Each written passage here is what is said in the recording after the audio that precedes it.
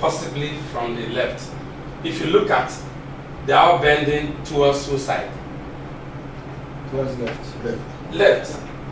So if I record your fingerprint, most of them will be bending to the left if they are from the left finger.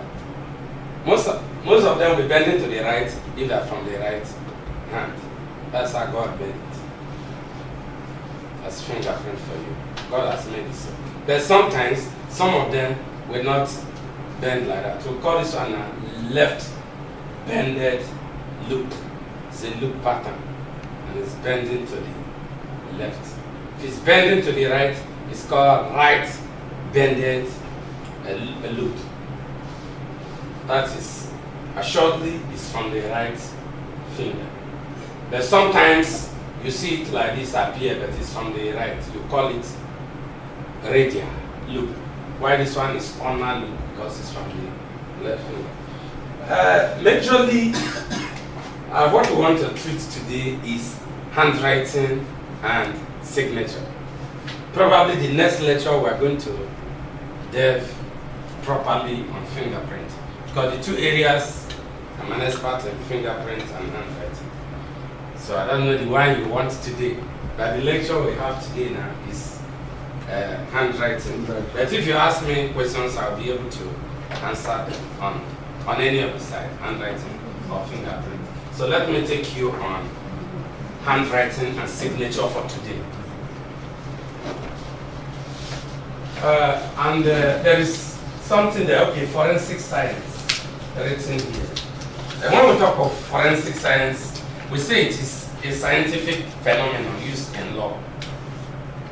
And according to Oxford Advanced Learners Dictionary, 7th edition, it says forensic is connected with the scientific test by the police when trying to solve a crime.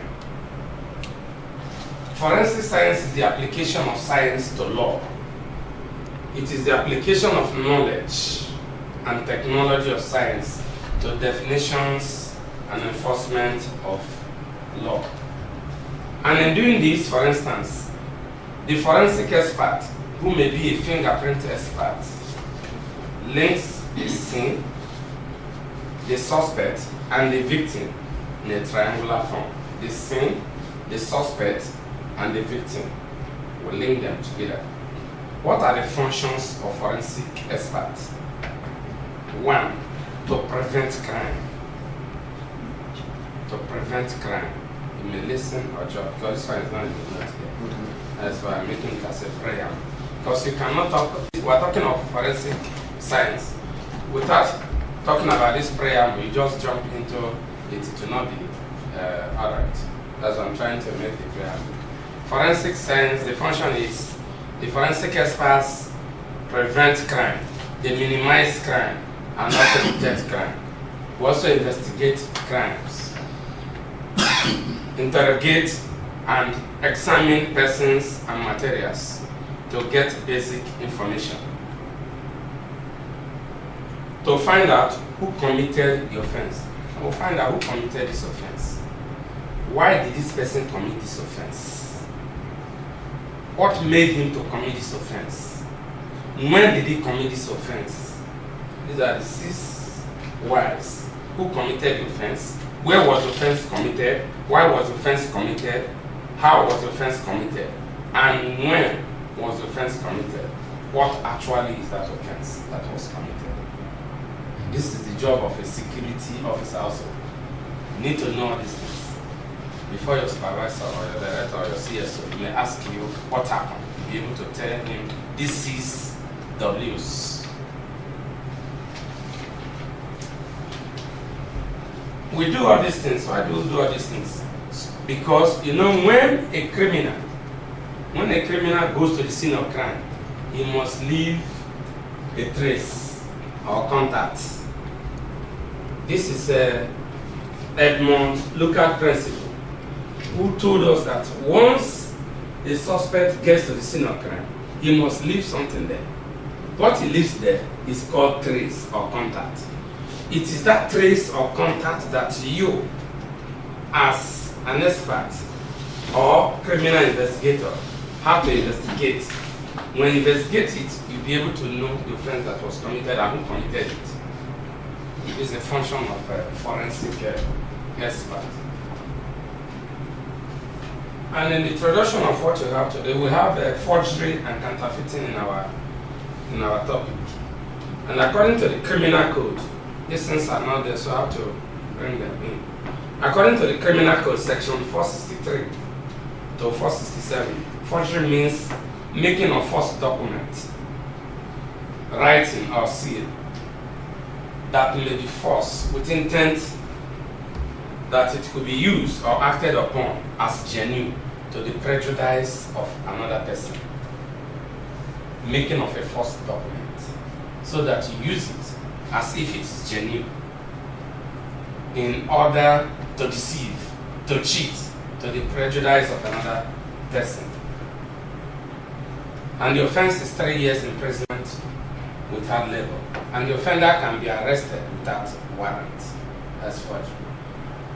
Counterfeiting. Counterfeit coins means any coin which is not genuine, or any genuine coin which has been made to resemble, or any coin that has been filed or reduced in weight or passed for coin of higher denomination. The offense of this ranges from life imprisonment, 10 years imprisonment, 3 years imprisonment, depending on the number of coins that were found with you. If you are manufacturing, it's a life imprisonment. If you are manufacturing or counterfeiting, maybe the coins are made. And when we check the difference between counterfeiting and forgery, they're almost the same thing. But forgery comes more on documents. And that's why I want to examine this one in today's. Then another thing I want to bring out, which is here, we have not started. I'm just briefing it. Then another thing I want to highlight there is some people said those that are graphologists cannot handle handwriting properly, but a graphologist can handle handwriting, can handle any document and tell you this document is written by this document is not written by this. A graphologist means somebody who is a specialist in handwriting and can also tell of your character. With this definition, you see that a graphologist is even higher than a handwriting expert, because a graphologist will be able to check your handwriting and tell who you are. If you have a page now that you have written, maybe a page, you have a page there, I'll be able to look at your page and tell you this is the type of person you are. I'll be able to tell you 2 or 3 characteristics of you. And if you have written anything, I'll be able to say this handwriting, even if you bring your handwriting among 5 other people, I'll be able to differentiate it.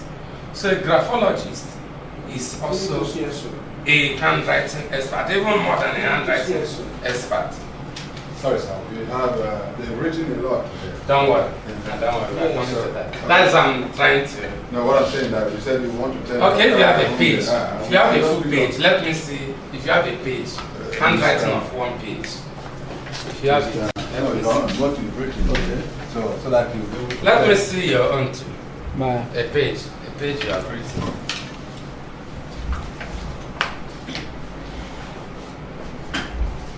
From these two people, bring your own. I'll pick three, and if I can analyze one and use it as a sample. That's why when I was coming, I didn't bring much sample because I know that I'm going to use. Yes, I have materials that I can use here. All right. You know I don't know you. This person forgets much. Sometimes forget. This person. That is who on He forgets. Most time you forget. You forget something. Forget something. Three of us. You forget something. Sometimes you forget. Maybe something you kept, you forgot where you kept it. It is here from your handwriting. Hello, sir. Sir, allow him to analyze. He's analyzing. Yes. So let me finish. You know, as a forensic expert, we take this into the lab. Let me tell you, this was on Valentine's Day. The commissioner of police came to my office. I said, I used to know you in those days. Now I'm a handwriting expert and a fingerprint expert. Can you give me 3 lines so that I tell you who you are? The commissioner of police wrote this. After writing and analysis, I said, look, you are very generous. You are very good. You have initiative. But sometimes you forget. The things are there.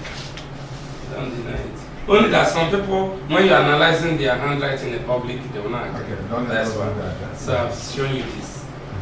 That's all I said, mark it. Doctor, please excuse me, I have to go. I've run out of time. I'm also responsible You will come back. for Nigerian breweries, and I have a challenge. You will come back, sir? No, I won't come back today. Okay, maybe we'll give you the video. If you'd be so kind, yes, Okay, please. all right. Thank you. Okay, sir. I will So, serve you dinner. this person is a fast writer and has good initiative. He's a very fast writer. He can take action in any emergency. He can take action in any emergency, and he's a fast writer. Check the name. Check. For the page, for the first page.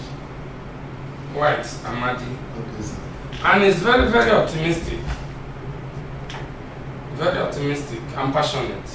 Am I correct? I don't know. Keep quiet. It's not for, is it for you? You tell me. In public, nobody understands. He's very passionate woman. He's very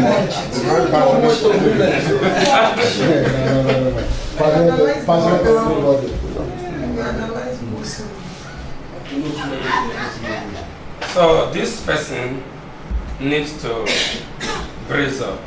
His willpower is weak. I only give you 1 point. If I take it to my lab, I'll give you so many other points. But he's generous.